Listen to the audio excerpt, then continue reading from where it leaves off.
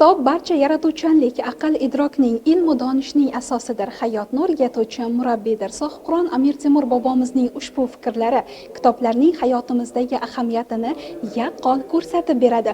Bugun Jizzax viloyat axborot kutubxona markazida Milliy adabiyot o'zlikni anglatadi deb nomlangan ma'rifiy anjuman tashkil etildi. Ahamiyatli jihati ushbu ma'rifiy anjumanda yozuvchi shoirlarimiz, yoshlarimiz va kutubxona xodimlari faol ishtirok etishmoqda. Yana bir quvonarli holat shundaki, mazkur anjumanga turli tashkilot vakillari o'zlarining kitoblardan iborat sovg'alari bilan kelishdi va kutubxona fondini yanada boyitishga o'zlarining munosib hissalarini qo'shdi.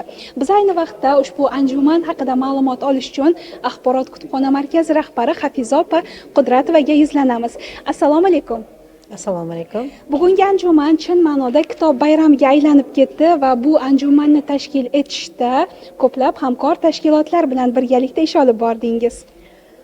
To'g'ri, bugungi kunda kutubxonachilik sohasi, kitobxonlik madaniyatini tizimli harakatga olib kelish siyosat darajasiga chiqdi deb o'ylayman. Muhtaram prezidentimiz mana 2026-yil yanvardan ilk o'sha boyagi vatan taraqqiyotini, ravnaqini yo'lga qo'yish bo'yicha olganda bugungi kundagi yoshlarni komil inson qilib tarbiyalashdagi birinchi o'rinda turgan kitob mutolaasiga e'tibor qaratib, kitobxonlik madaniyatini takomillashtirish to'g'risidagi 9-sonli qarorlarga imzo chekdilar. Biz buni juda katta quvonch bilan kutib oldik. Mana shu viloyatimiz rahbari, hokimi shaxsan mana shu qarorga asosan viloyatda barcha tashkilotlarni, fuqarolarni kitobxonlikka jalb qilish maqsadida, kutubxona fondini boyitish maqsadida o'zlarining qarorlarini ishlab chiqdilarda va mana shu qaror asosida 5 kitob loyihasini o'tkazishni yo'lga qo'ydilar. Bugun shu bilan birgalikda yana bir quvonchli holat bo'ldiki, mana shu muhtaram prezidentimizning qarorlari ijrosini ilk tadbiri Xalqaro adabiyot, san'at, madaniyat va ijtimoiy fanlar akademiyasi bilan boshlangan hamkorlik tadbirlarimiz bo'ldi. Mana o'sha Xalqaro akademiyaning rahbarlari shu yerda, bugungi kunda prezidenti shu yerdalar, Abdulla Vash, vitse-prezidenti Nurali Qobil shu yerdalar. Shu bilan birgalikda bular tomonidan, bu tashkilot tomonidan ham hozir 100 dan ortiq adabiyotlar bizning mana shu kutubxonamiz fondiga sovg'a qilindi, kutubxonamiz durdonalariga aylandi deb o'ylayman. Bugun juda hozir mana bu yerda kitob sovg'a qilayotgan o'sha tashkilotdan kelgan xodimlarni ko'rishingiz mumkin, rahbarlarni ko'rishingiz mumkin, hokimiyat xodimlarini. Chunki bu tadbirda davlat xizmatchisi kutubxonada bir kun tadbiri ketyapti. Bu viloyat hokimi kubogi uchun ketyapti. Albatta ertaga o'sha qancha ko'p kitob sovg'a qilgan tashkilotlar albatta rag'batlantirilish nimasiga kiritilgan, rejasiga kiritilgan hokimiyat tomonidan. Qolaversa prezidentimizning mana shu qarorlarida ham bugungi kunda bir nafar fuqaro 10 dona kitob o'qish ishini yo'lga qo'yishni bizga maqsad qilib berganlar. Biz mana shu oliy maqsad sari intilib harakat qilamiz. Juda ham yaxshi. Katta rahmat ma'lumotlar uchun. Qadrli tomoshabinlar, ushbu anjuman chin ma'noda juda ham bir ko'tarinki kayfiyatda, bayramona shukuhda o'tyapti va ijodkorlarimizning fikr mulohazalari yoshlarning kitobga bo'lgan mehrini oshirishga xizmat qilmoqda. Biz ayni vaqtda ijodkorimiz, yozuvchimiz, shoirimiz Abdulla Vaxshga yuzlanamiz va bugungi anjuman haqidagi sizning ham fikrlaringiz bilan tanishamiz. Rahmat. Avvalambor insonni ongini o'zgartirmasdan turib o'zini o'zgartirib bo'lmaydi.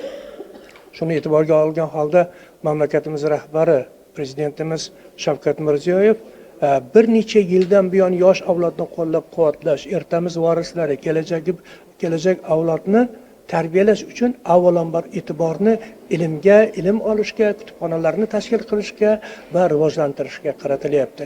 Yil boshida imzolangan 9-sonli prezidentimizning qarorlari ham mana shu maqsadga xizmat qiladi. Bizning Xalqaro adabiyot, san'at, madaniyat va ijtimoiy fanlar akademiyamiz ham prezidentimizning ushbu qarorlarini qo'llab-quvvatlaydi va bugungi kunda mamlakatimizdagi barcha yirik kutubxonalarda bo'lib, ular bilan ham mana shunday o'zaro hamkorlik shartnomalarini imzolash, ular bilan ham zamonamizning bugungi zamon, hozirgi zamon o'zbek milliy adabiyotining yetakchi namoyandalari bo'lgan shoir va yozuvchilar bilan yaqindan tanishtirish, ularni burchaklarini tashkil etish. Qolaversa, hozirgi zamon milliy adabiyotining she'riyatining yetakchi yorqin namoyandalari bo'lgan shoirlarni ham shu davrlarga olib kelishni maqsad qilib qo'yganmiz.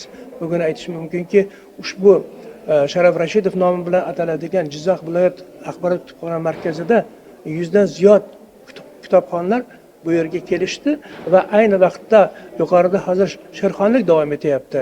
Ijod namoyandalari bilan tanishilyapti. Bu albatta o'quvchini kelajakda, masalan, mana Nurali Qobilni shaxsan ko'rdim. U kishi qanaqa asarlar yozgan? Bu asarlar orqali insonning ongi qay darajada o'zgarishi mumkin? Ushbu aqidalarga e'tibor qilgan holda ularning kitob o'qishga bo'lgan hurmati va muhabbati albatta ortadi. Biz o'ylaymizki, bunday tadbirlar mavsumiy bo'lishi kerak emas. Bunday tadbirlar yil mobaynida va bundan keyin ham albatta davom etishi kerak. Biz kelajak avlod oldida mas'ulmiz. Qaysi ma'noda? Biz masalan 60 dan ortdik, yoshdan ortdik. Nurali Qobil mana 80 ga boryapti asta-asta.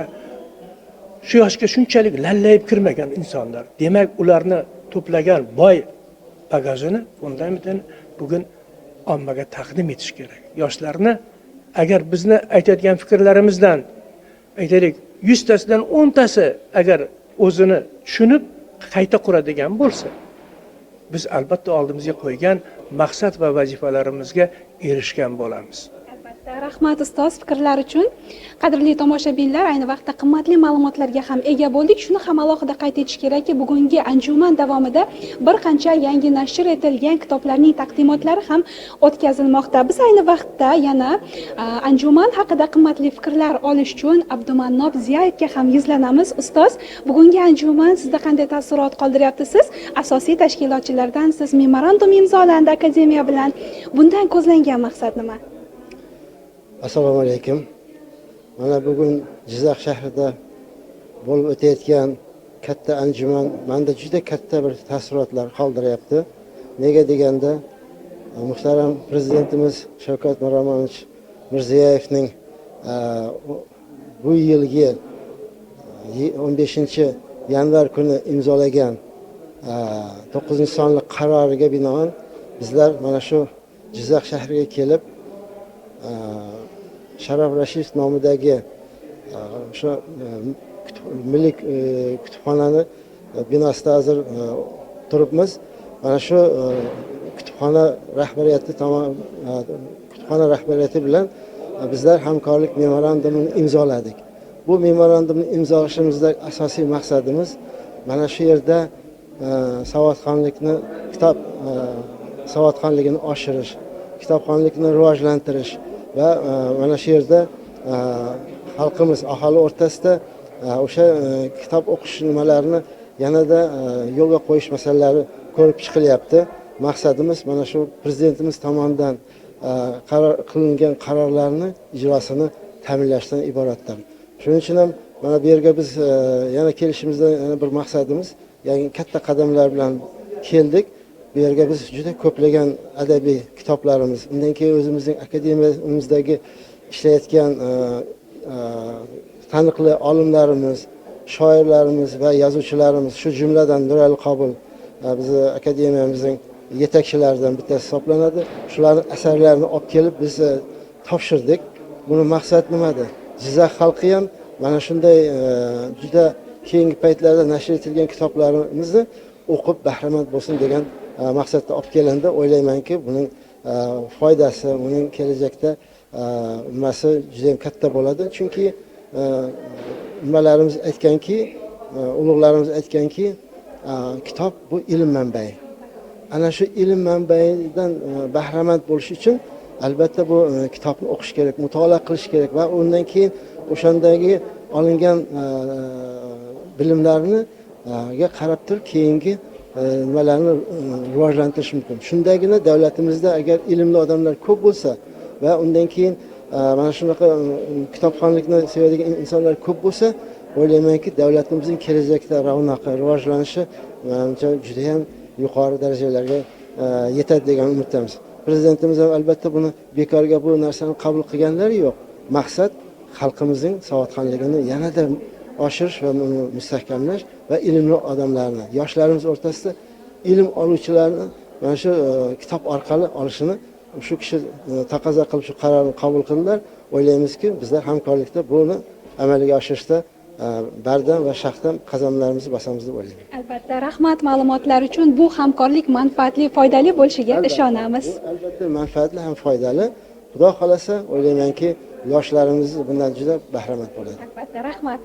Qadrli tomoshabinlar, mana bugungi anjuman haqida juda ham bir kerakli, qimmatli fikrlarni oldik. Biz yuqorida ta'kidlaganimizdek, ushbu anjumanda nafaqat poytaxtdan kelgan yozuvchi shoirlarimiz, viloyatimiz ijod ahli, bundan tashqari kitobsevar yoshlar, mutolaaga oshno bo'lgan tengdoshlarimiz ham ishtirok etishyapti. Ayni vaqtda ularning ham fikrlari bilan tanishsak va bugungi tadbir haqidagi taassurotlari bilan o'rtoqlashsak.